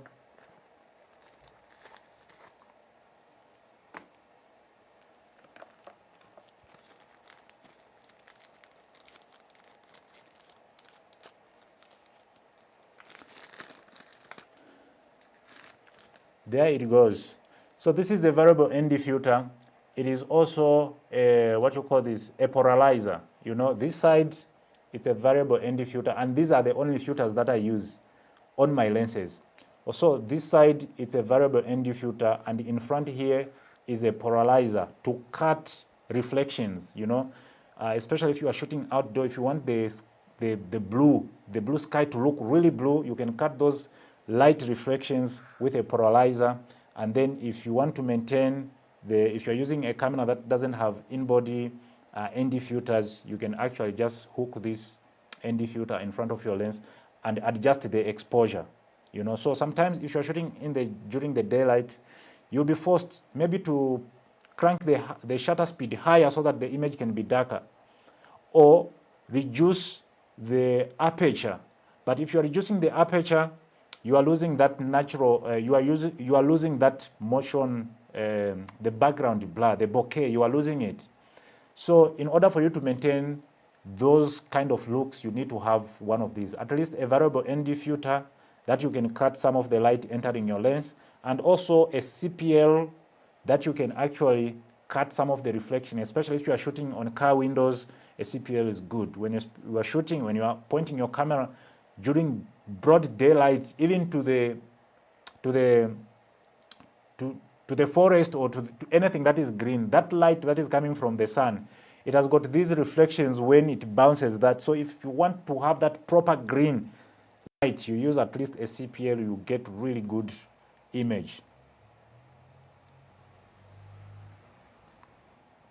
The Blackmagic 6K full frame is a beast of a camera.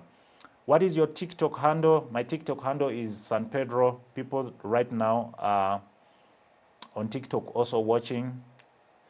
Anyone who knows his TikTok account, I'm gonna link it after the live. I'm gonna reply the link after the live, but if you just search San Pedro on TikTok, you'll be able to find it. Please give us those loads, Mr. Pedro. I'm gonna upload them on my Facebook page, Unify Online Filmmaking Classes, tomorrow morning. That will be my first post. I have already uploaded other things like Neat Video, Red Giant Suite, and stuff like that. I've already uploaded those there. All right, director. The director is asking, bro, how can I get your real number? You can get my real number from my bio on TikTok there. When you go on my bio, you see my website, my YouTube account, and my number is there. You can just get it from there. Do ND filters affect image quality, or it depends with the camera? They actually affect the image quality if you are using really poor, cheap ND filters. But there are other ND filters like these ones that I use. They don't really affect image quality. You know, filters are just like glasses, especially variable ND filters are just like sunglasses for your camera. If you remove your glasses like this, everything becomes really bright. But if you put everything, you can see anything, like you can see things properly during daylight. So they don't really affect the image per se. But if you are using a really bad glass that attracts bad reflection, it can actually really affect. So make sure when you are picking your ND filter, pick an ND filter that has got good glass.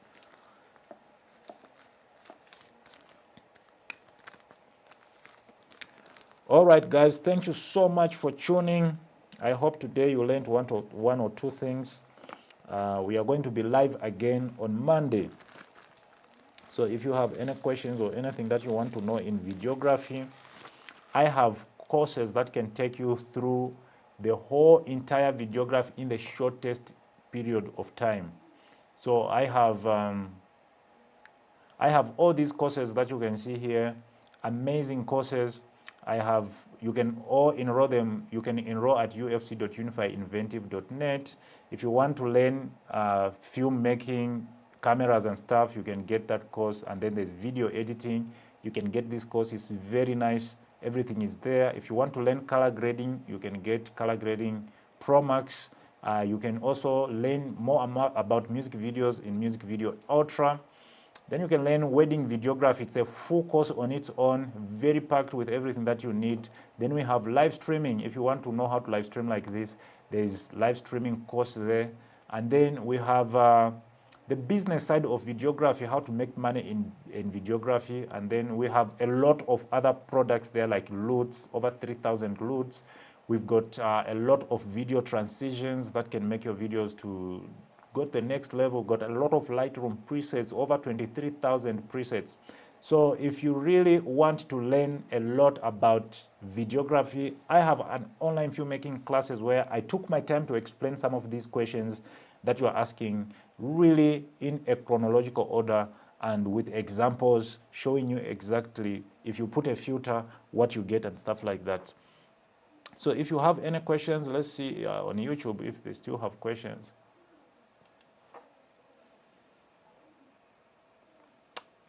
All right, where were we?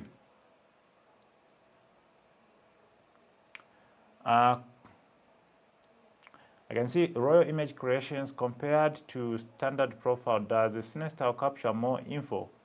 Is Canon 90D a 10-bit or 8-bit camera? Canon 90D is an 8-bit camera. CineStyle will capture more info a little, but CineStyle is not really like a flat picture style like the one you see S-Log, C-Log and stuff like that.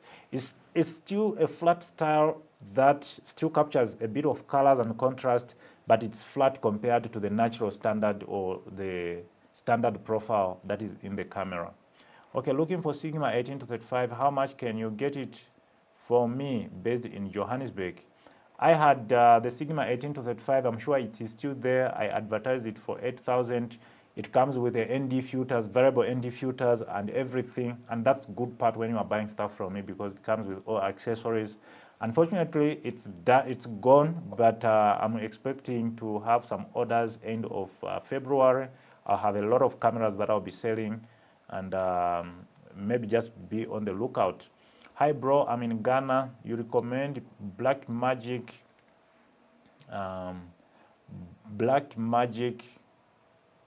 Cinema camera 2.5K for church live streaming. Please, what about the new raw footage of this camera? Will I have to grade it while I live stream? No, actually it has got some settings. When you get into the menu, you can actually choose to put the settings, either if you want film look or video. Video will give you a standard profile just like this, and then there is another setting there, so you will not really need to grade it. But as far as live streaming goes, I love those cameras for live streaming in church because they are interchangeable lenses, number one. Number two, you can power them directly to power without really changing batteries and stuff like that. They are really good. So you don't have to color grade whilst you are live streaming. You can just put it on video and just set up your light properly. All right, will you be able to send camera up to Uganda? Yeah, I'll just look at what maybe DHL or Amarex. I'll just check which shipping companies ship items to Uganda. That's how I usually do it. Even some people who actually bought some stuff from Kenya, I used DHL to ship those stuff, and then we just look at the what do you call this, at the shipping costs and stuff like that. So yeah, I'll be able to ship as long as you are in Africa. I'll be able to ship anything. Will you be able? Okay, please, your loots with us. Share your loots with us. I'm gonna share the loots tomorrow. Don't worry. I'm getting in the field. Which route would you suggest they take, or institutions you recommend in Johannesburg? Okay, if one is interested in getting in the field, which route would you suggest they take, or institutions? All right, so Mr. Sibusiso, your question is not really clear. Are you like a videographer and then you want internship or stuff like that? I don't get your question very clear. Maybe try to specify a little.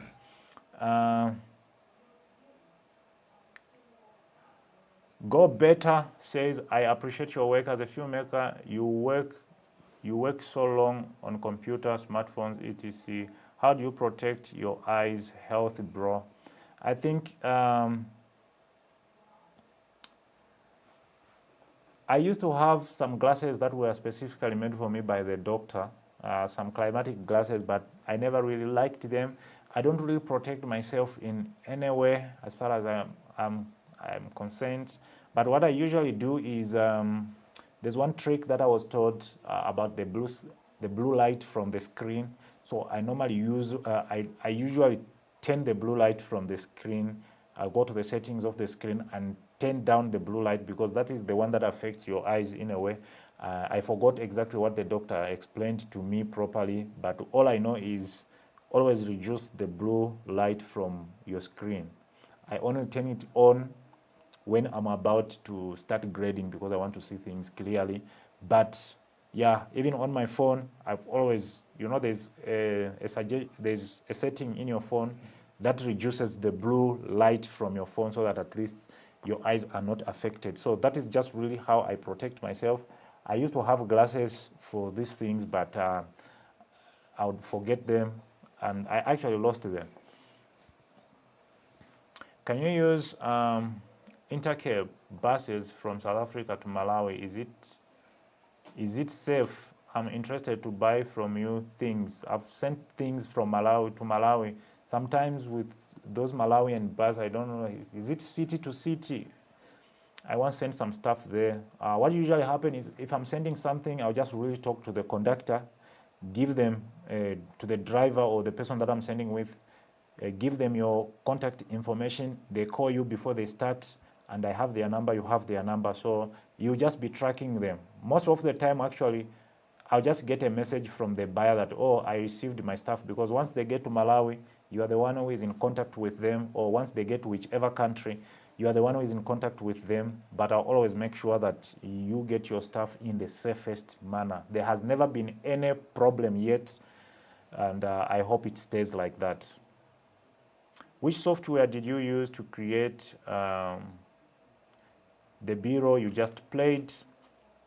That is After Effects, and After Effects is one of the courses that I'll be dropping month-end. So in After Effects, I'll be teaching you all the basic stuffs in After Effects, like exploring the windows and creating your titles and some cool animations, because After Effects is a visual effects program. This is where you create motion graphics and stuff like that. And I'll be showing you exactly where to download templates for free and customize those templates. The graphics that I just showed you now, is just really nothing but a template that I just replaced here and there and stuff. And I just did it in like 15 minutes. And yeah, if you are interested with that kind of stuff, just be on the lookout. There's a course that is dropping, After Effects. And hopefully, for those people who are in my video editing, I have taught Adobe Premiere Pro from the beginning to the end, all of it, and hopefully that's what I'm trying to do also with Adobe After Effects, even though it's a little bit tricky, but I've found a way that you guys can understand it as fast as possible.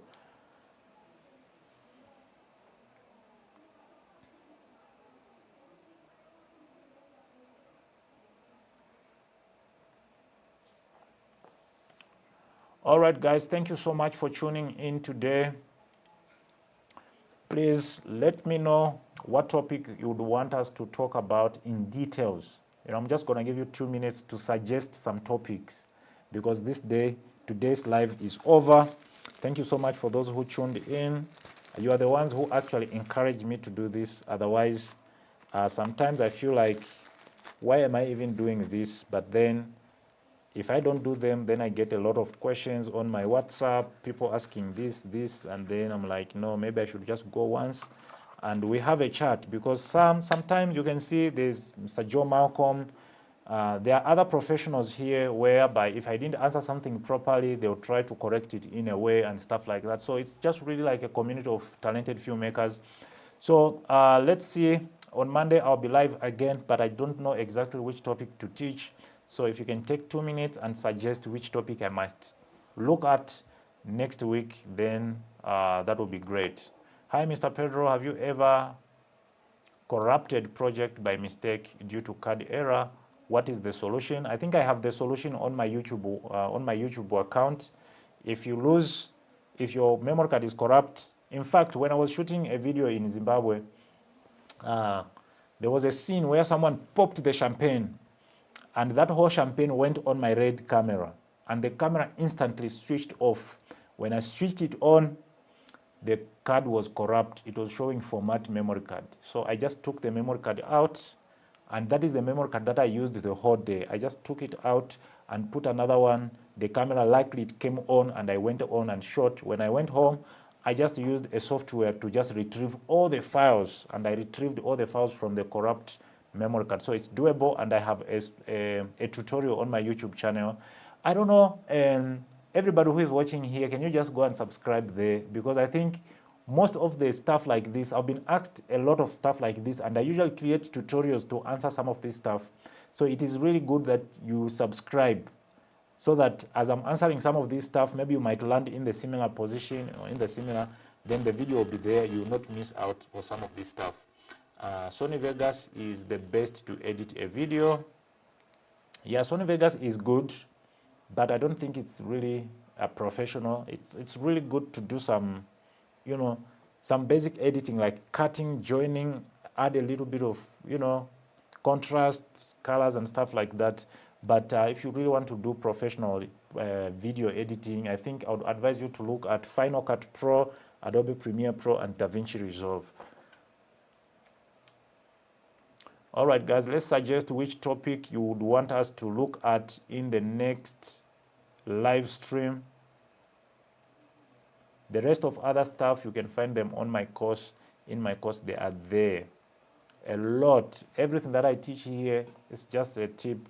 It's not even really anything.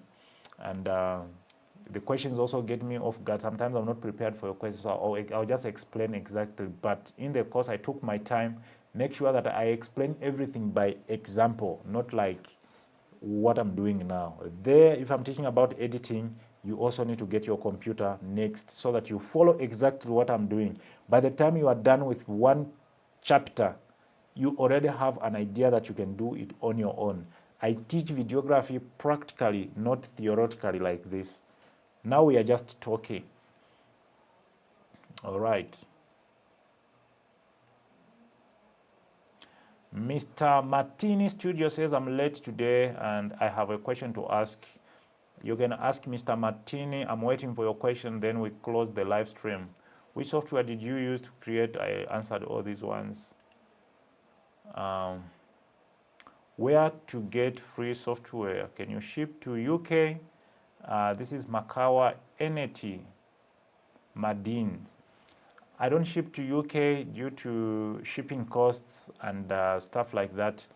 But where to get free software, I don't know which program you are using, which machine you are using. If you're using Windows computer, I think I Get It Into PC is the best platform where you can get a lot of free softwares for Windows computer. Pretty much any software, you can get it from I Get It Into PC. And so after taking your course, will you be there to guide where I don't understand? I think this is the right time for me to take the course.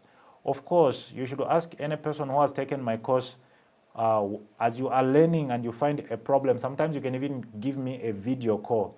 And if I see that maybe for you to understand, I'll need to come up with another illustration, I'll create a live Zoom live where I can show you some stuff. That's what I do mostly. So wherever you get stuck, I'm heavily present, especially when it comes to my course. That's why you have seen online courses, right? The reviews that people put, there is never, even on YouTube, even on anything that I've posted, there is no negative review on those courses. Like, oh no, I took this course, it's not what I expected, I didn't learn anything. You never see anything like that, because I make sure that once you take the course, I'm there with you when you are taking it. You start learning. I'll even give you, because there's exercises there, there's assignments that you need to complete. I even give you footage. If I color grade a video, there's also a raw footage that you need to color grade to match the video that I color graded. All the LUTs, all the plugins, all the presets, everything is there. So when you take the course, it's guaranteed that by the end of the course, you'll actually be able to create good visuals. But throughout the course, wherever you get stuck, I'm very quick at answering my students, very quick. What cameras do you recommend for beginners? I've already discussed, I've shown you some cameras that I recommend for beginners. If you can rewatch this live stream after it's done, I think you get things in details, because I described some pros and cons to each camera. So I don't want to go through it again now, but it's there. When the live stream is over, just skip through. You'll see where I was showing cameras on the screen. Mr. Fabian Chip Ngwala says, I want to know, Mr. Pedro, how do you recover the project when you are exporting? How do you recover the project when you are exporting in Adobe Premiere Pro and suddenly the power went off?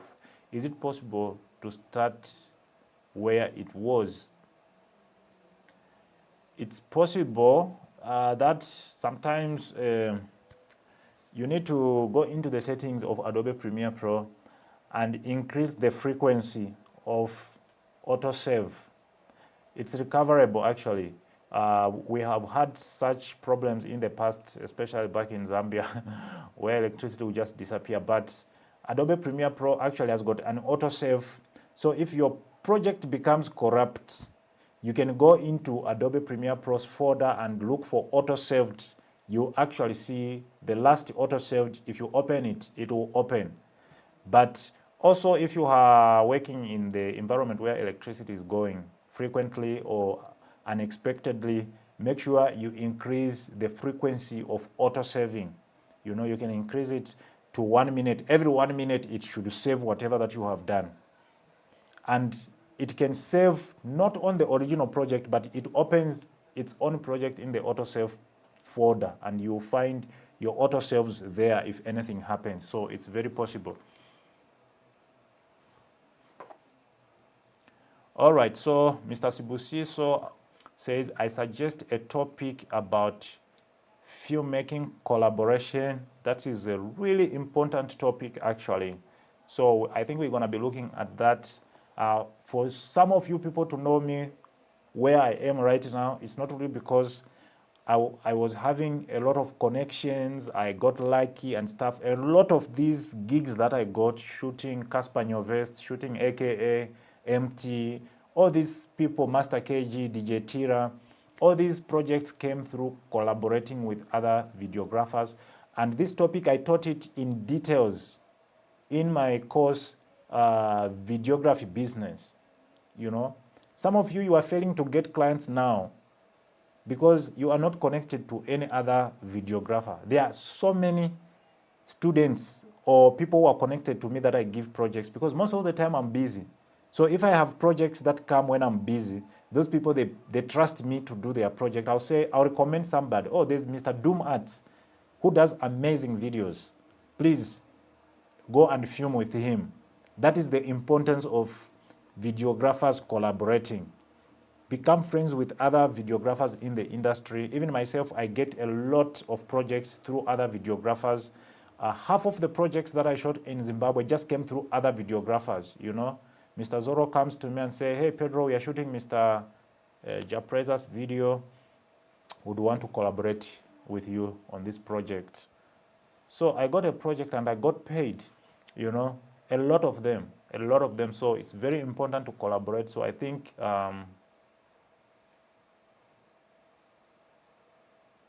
we're going to discuss about the importance of collaboration.